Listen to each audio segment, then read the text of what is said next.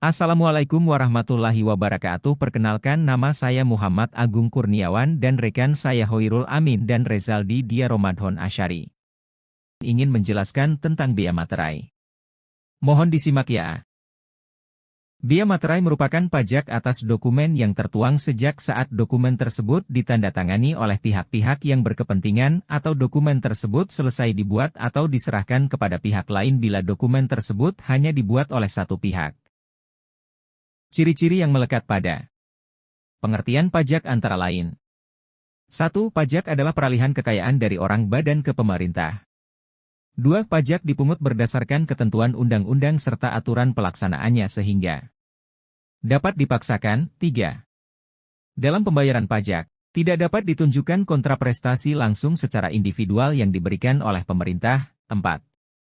Pajak dipungut oleh negara, baik oleh pemerintah pusat maupun pemerintah daerah. 5. Pajak diperuntukkan bagi pengeluaran-pengeluaran pemerintah, yang bila dari pemasukannya masih terdapat surplus, maka surplus tersebut digunakan untuk investasi publik.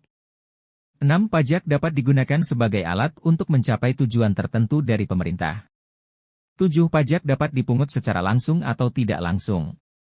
Selanjutnya tentang Bea Materai dijelaskan dalam pasal 1 ayat 1, Undang-Undang Nomor 13 Tahun 1985 tentang Bea Materai, dengan nama Bea Materai dikenakan pajak atas dokumen yang disebut dalam undang ini.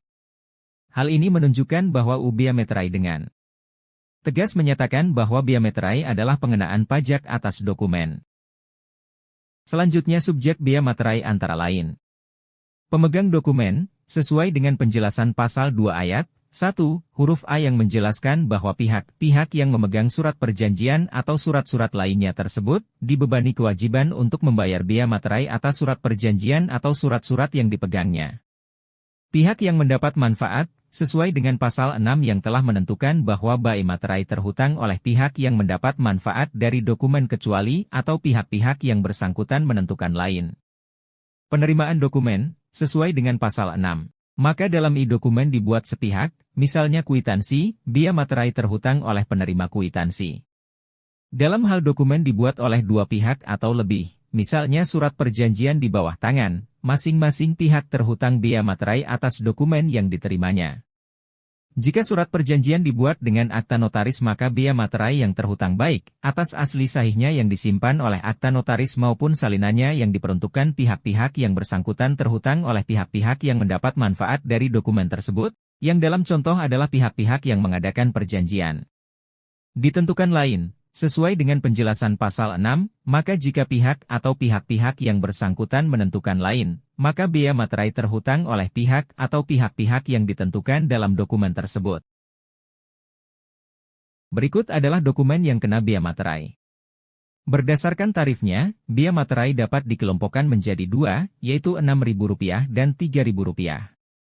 Dokumen yang dikenakan Bea Materai dengan tarif Rp6.000 adalah dokumen yang berbentuk 1. Surat perjanjian dan surat-surat lainnya yang dibuat dengan tujuan untuk digunakan sebagai alat pembuktian mengenai perbuatan, kenyataan atau keadaan yang bersifat perdata, seperti surat kuasa, surat hibah dan surat pernyataan.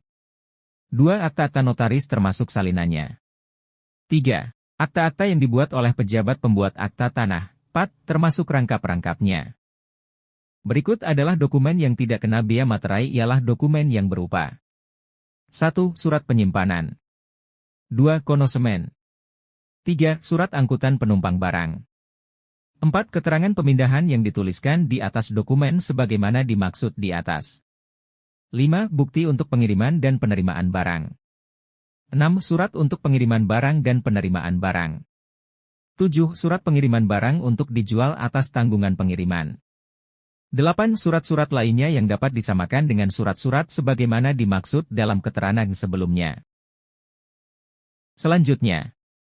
9. Segala bentuk ijazah.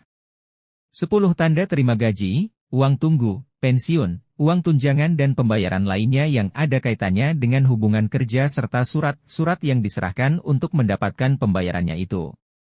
11. Tanda bukti penerimaan uang negara dari kas negara, kas pemerintah daerah dan bank. 12. Kwitansi untuk semua jenis pajak dan untuk penerimaan lainnya yang dapat disamakan dengan itu dari kas negara, kas pemerintahan daerah DNA Bank. 13.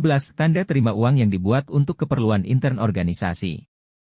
14. Dokumen yang menyebutkan tabungan pembayaran uang tabungan kepada penabung oleh bank, koperasi, dan badan-badan lainnya yang bergerak di bidang tersebut.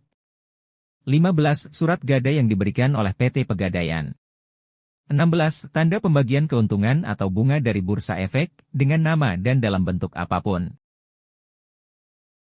Berikut adalah cara pembayaran biaya materai. 1. Membeli materai fisik. Anda dapat membeli materai fisik dari kantor pos, bank, atau agen resmi lainnya.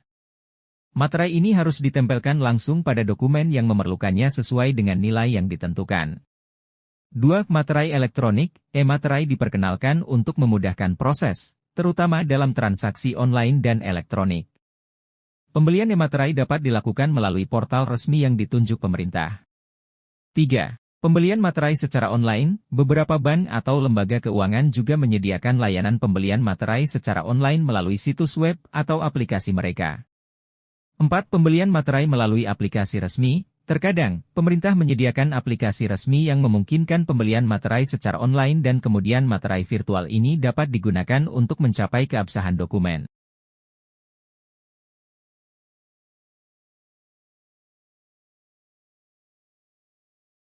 Berdasarkan Pasal 12 UU Biaya Materai kewajiban pemenuhan biaya materai dan denda administrasi yang terutang, kadaluarsa setelah lampau waktu 5 tahun, terhitung sejak tanggal dokumen dibuat. Ditinjau dari segi kepastian hukum, kadaluarsa 5 tahun dihitung sejak tanggal dokumen dibuat, berlaku untuk seluruh dokumen termasuk kwitansi.